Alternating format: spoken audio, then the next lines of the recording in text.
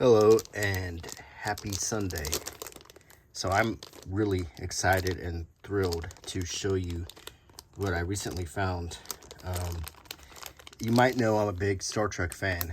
I'm one of the last of the holdouts, I guess, as I think the fandom of Star Trek has declined a lot in the last couple years or more. But I still love classic Star Trek.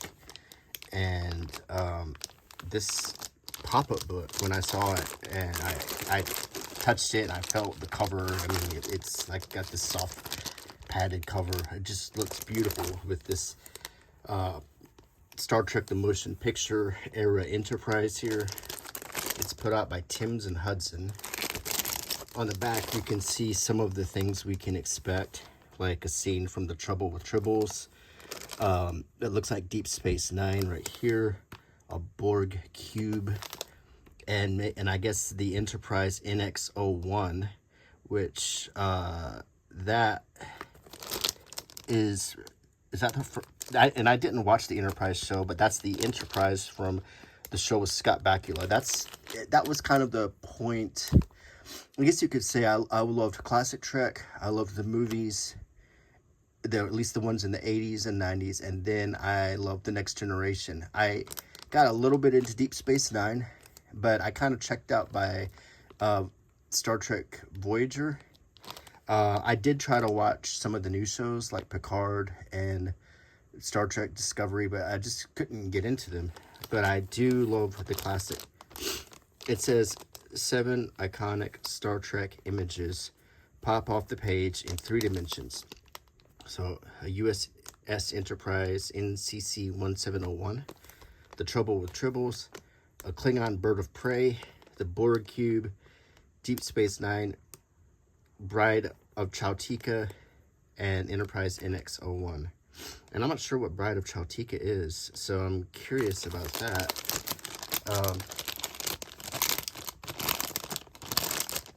So I'm going to take the plastic protective sleeve off. And let's just regard this book for a second. It's just really pretty, for one thing. It does have this padded cover. And it's quite shiny. It smells good. It's got a little bit of a bash here in the corner, which kind of stinks. Here's the spine. It's got the Star Trek insignia right here. It says it's by Courtney Watson McCarthy. I don't know if that's the pop-up engineer for this. This was first published in 2014 in hardcover form in the United States by Timms and Hudson. And this is the CBS Star Trek. I believe Star Trek is split off between CBS and Paramount, or at least it did for a while. I think it was during the time period of this book too.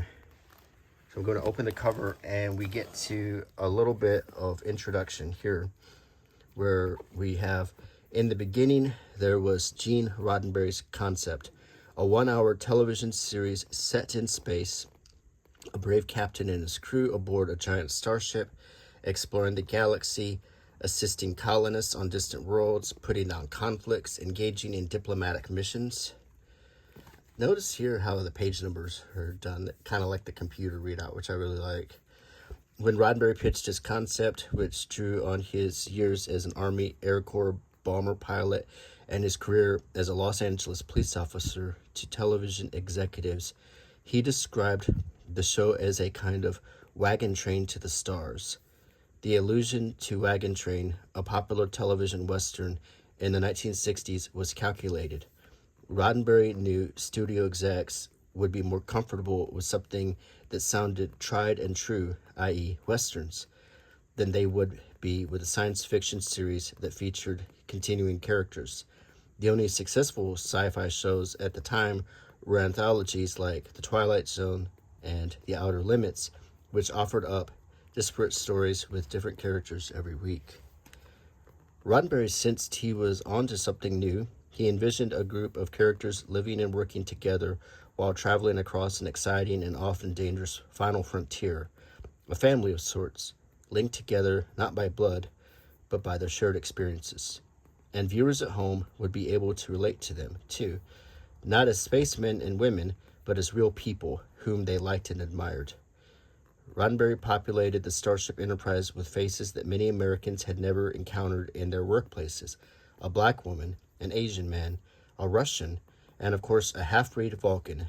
Star Trek, the writer explained, would take place in a future where distinctions between races were irrelevant.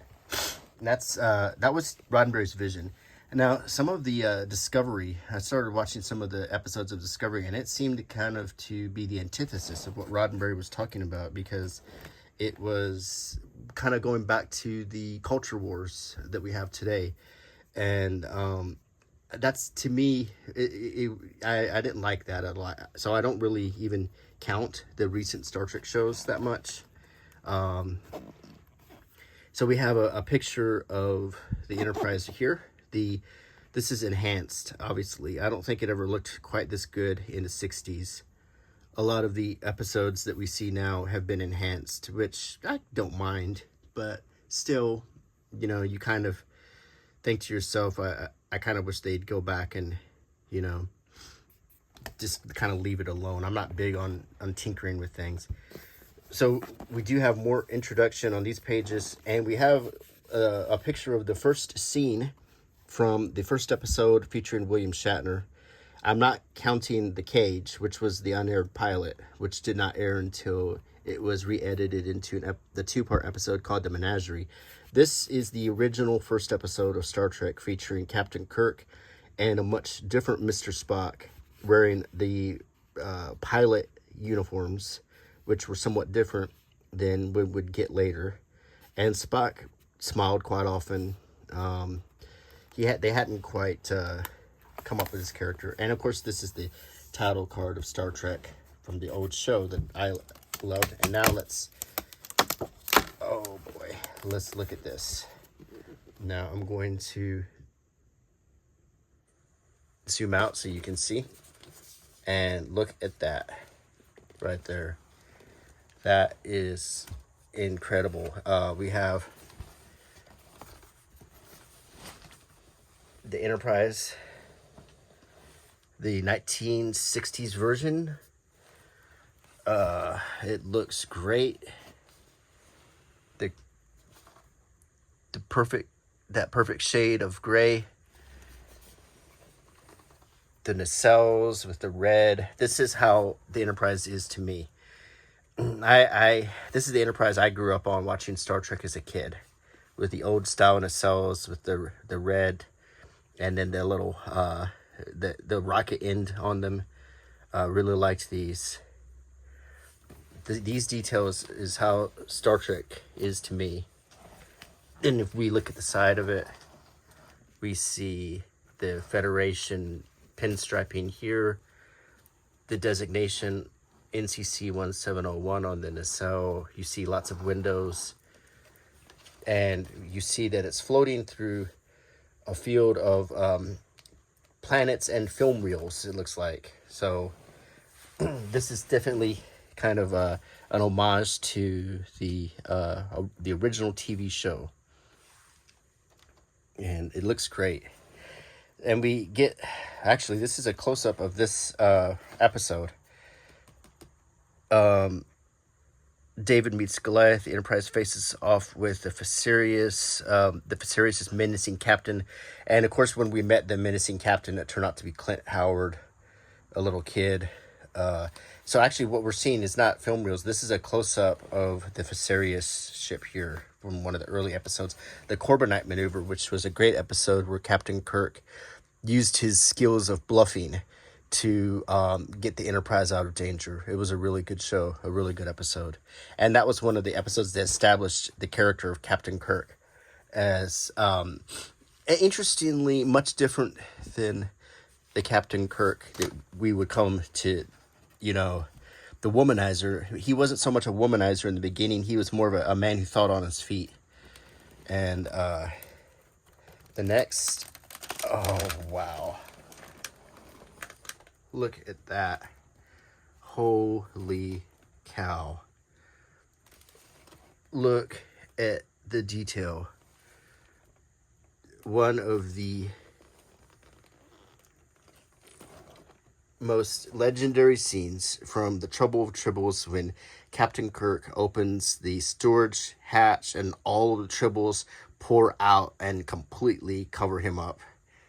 And Dr. McCoy finds out that the Quadro Triticale had been poisoned by a Klingon spy.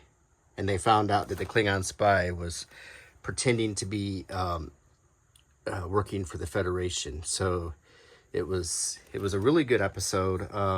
It kind of created a plot hole later, because how could a Klingon pretend to be a human, with their distinctive lobster heads? But they tried to explain it later on, but they never really, in my opinion, sufficiently explained it to be very logical. But what a great pop-up this is. I mean, that's just amazing. And we get beautiful Nichelle Nichols and Walter Koenig. In the earlier episodes, we had more Nichelle Nichols establishing her character, and where she was a singer and she was kind of a fun person, kind of flirty with Spock, and it was really, I really liked those early episodes. So wow, this is a really amazing pop-up. I have to tell you, I'm blown away. Here's the space station, Deep Space Station K7. Trouble with Tribbles is probably one of my favorite episodes. This is one that me and my family would watch, and we just really enjoyed it. It was funny. It was pure comedy. There wasn't any sadness or death or anything. It was just a comedy episode and a fun addition to the show. So that is quite amazing. And now we're moving on. Oh boy, I hope this works.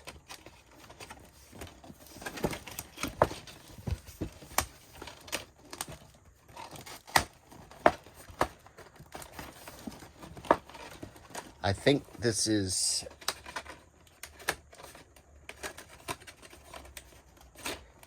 as good as we can get, but what you're looking at here is the Klingon bird of prey, and this is a really iconic scene. The bird of prey is flying under the Golden Gate Bridge as Captain Kirk he's transporting 2 humpback whales inside of the cargo bay, the hold of this Klingon ship that he stole. He stole the ship in Star Trek III, The Search for Spock, after saving Spock from the Genesis planet. And then it was followed, interestingly, by the first mostly comedic Star Trek movie, which was Star Trek IV, The Voyage Home. And in Star Trek IV, The Voyage Home, the tone of the film was definitely much more comedy. It was a fish out of water story about Captain Kirk and the crew with the resurrected Spock going to 1980s Earth and trying to get along. And it was very humorous, and this was the iconic scene in the end. And I feel, in my opinion, and you may not agree with me, Star Trek 4 and Star Trek 2 were my favorite of the movies. Then followed by 3, then probably 6, then 1, and then 5 are probably my favorite movies. And then after that, I guess Generations, which I didn't really care for Generations that much. But Star Trek 4 was just one of my favorites. It was so much fun to watch, and there was such a happy tone in the movie. So you have 2 comedy episodes back to back. You have Trouble with Tribbles on this page, and you have Star Trek 4 on this page. And on the next page, we get to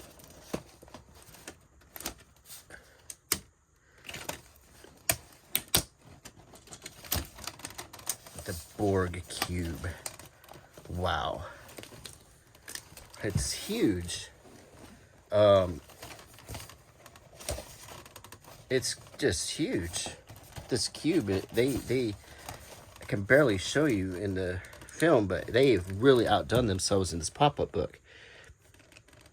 A really detailed Borg cube that, I mean, wow.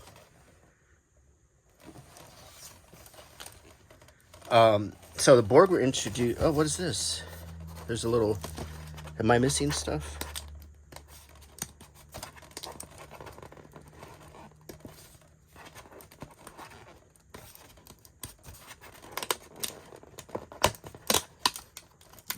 Oh, look, there we go.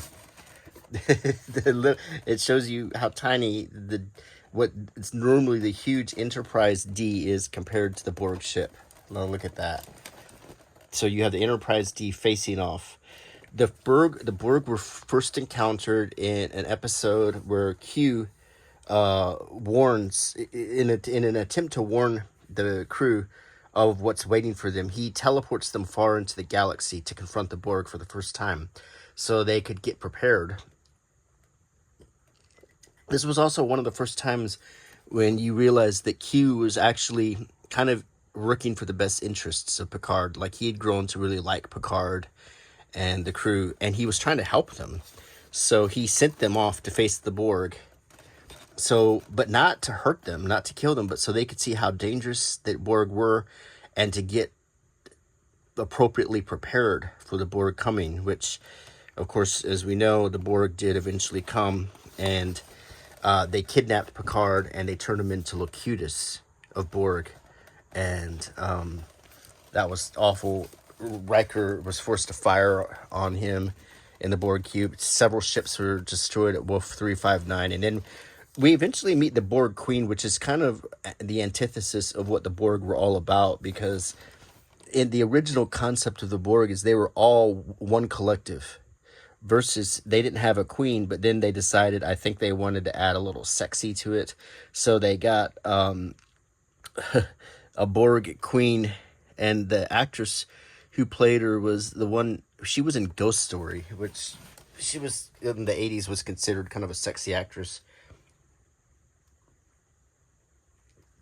I can't remember her name, but I always thought that that was kind of dumb to have a Borg queen when we had established the big threat of the Borg was that they were a one collective that was somewhat of an analogy to communism. This was still the Cold War when this was going on. This was the tail end of the Cold War. The Berlin Wall had indeed come down, but Russia hadn't split up yet. So the Soviet Union hadn't split up yet. So we get the Star Trek The Next Generation logo. Also wanted to point out the logo for Star Trek 4 here. So they're identifying what franchise we're talking about as we turn each page. So I really do like this Borg Cube effect here. I think it's great. The next effect we have is a really impressive Deep Space Nine. Look at that. Whoa.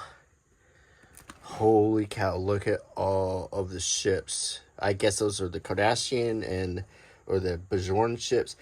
I'll be honest with you, I didn't watch a lot of Deep Space Nine. I was really excited when it came out because I loved Avery Brooks.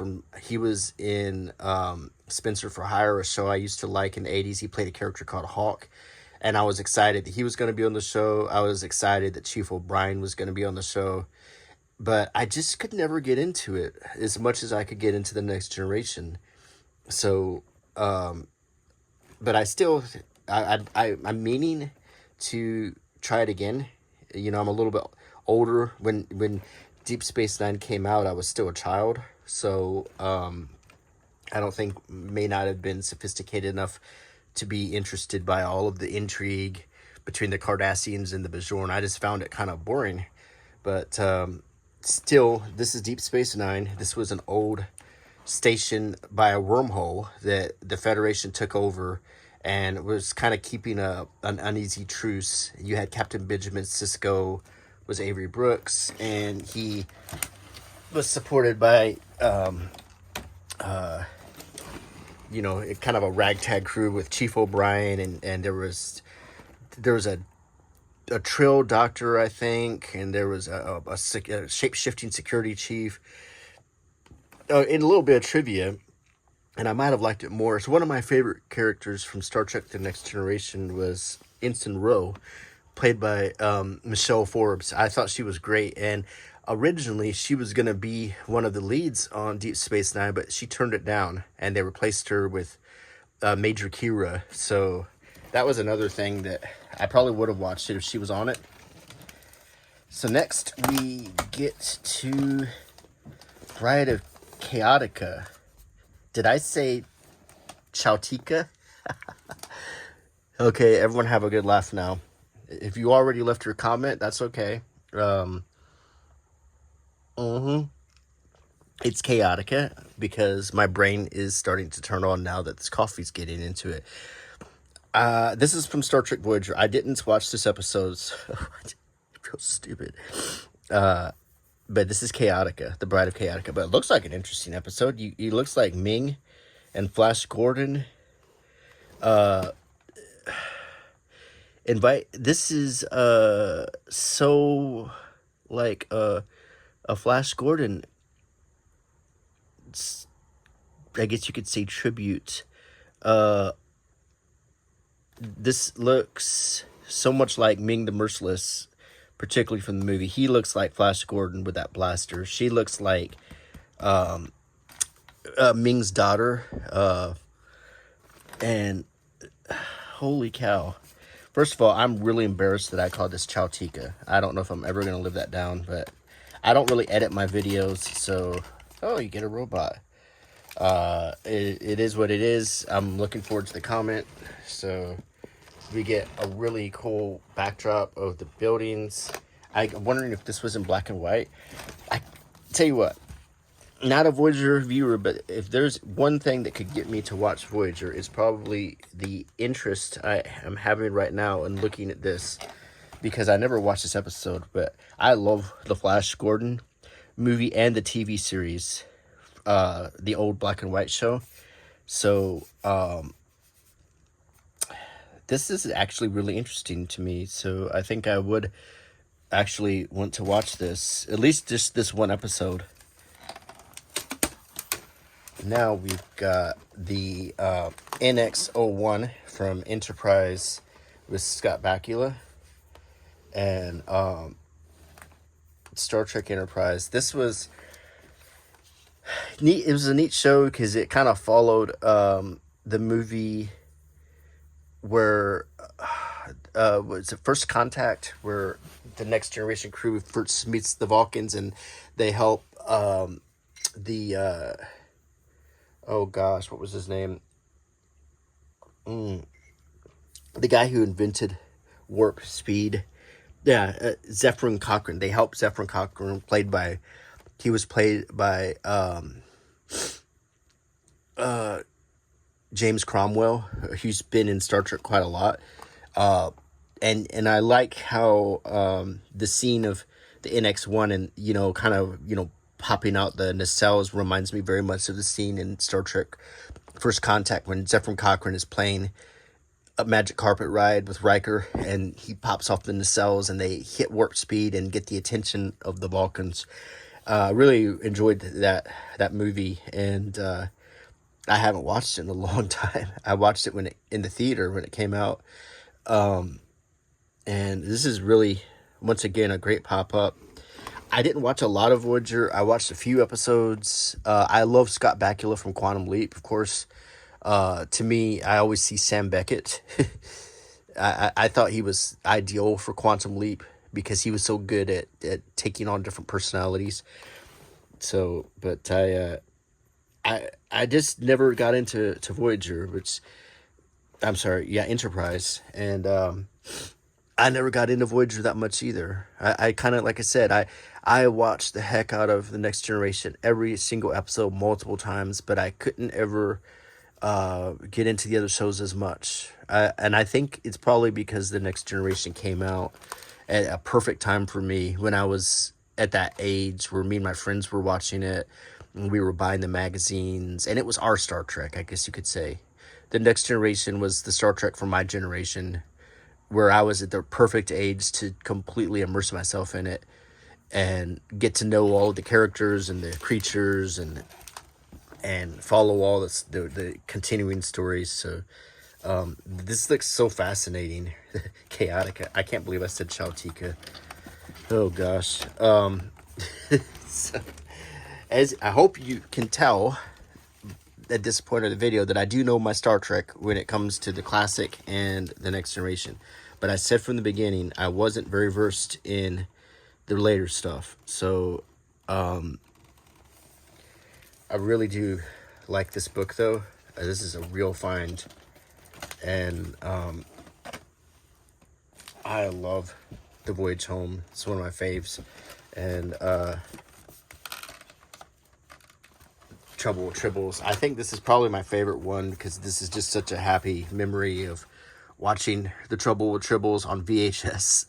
Well, actually, before we got the VHS tape, see, back in the 80s, a VHS tape cost a lot of money. Like, if you wanted to buy a VHS tape of a couple Star Trek episodes, I think there was 2 episodes on each tape. It was like $60 or $70. I'm not even kidding. So what we would do is when Star Trek came on, we would tape it. And one time, there was a festival. It was at I want to say the 20th anniversary. So it was 1986. And all on Channel 39 Gold, they played Star Trek back to back for 24 hours or something. So we turned on the VCR and it was kind of a neat thing. We started recording and then we would set our alarms. So when the tapes ran out, one of us would get up and change the tape. And we all took turns doing it so we could get the entire show on VHS. And then, we had our prize. We had all of the Star Trek episodes on VHS. And this is before they had even released The Cage. That came out on the 25th anniversary. So when The Cage came out, they did the same thing again. They had all the shows play and The Cage. So we taped The Cage. And then they had a documentary hosted by Patrick Stewart and talking about Star Trek and the movies. And it was also announcing the second season of The Next Generation. Whoopi Goldberg would be on it. Dr. Crusher was being replaced by Dynamo Dare. So it was an exciting time to be a kid watching Star Trek. And I remember I wanted the action figures and stuff. So I was reading, they made like an official fan magazine and I bought every issue of it. And they had an ad to buy the action figures and the spaceships. So I sent off for that and I got like a newsprint catalog from this company. And I mean, my mom had to order it for me because I didn't have a checking account, but she wrote a check and she bought me the Star Trek action figures for The Next Generation. And she also got me something else. I think she got me some spaceships and I was so excited to get those. It was the basic crew, Worf and Picard and Riker. I was a little disappointed because they were advertised as having phasers that came out of their hands, but the phasers were molded to their hands. Anyway, sharing some Star Trek memories. It was something that gave me a lot of pleasure as a kid. So I think this book is just kind of makes me happy. And for those of you who are Voyager, Deep Space Nine, and Enterprise fans, I'm sorry for butchering some of the stuff because I just didn't watch it as much, but I still love the book. I think it's I wonder if you can fully flatten this out if it unpops anymore. I'm almost afraid to when it comes to pop-up books. You don't want to. Some of these lay nice and flat. Like, I don't know. This kind of lays nice and flat. The towers, it's really very cool. I really do like this book a lot. Just having fun. Very, very cool find. So I hope you enjoyed the video and enjoyed listening to me ramble about being a kid in the 80s. So if you like my channel, please consider subscribing. Click the bell icon, leave a comment, a thumbs up, share the video if you liked it. All of that helps very much. So until next time, bye.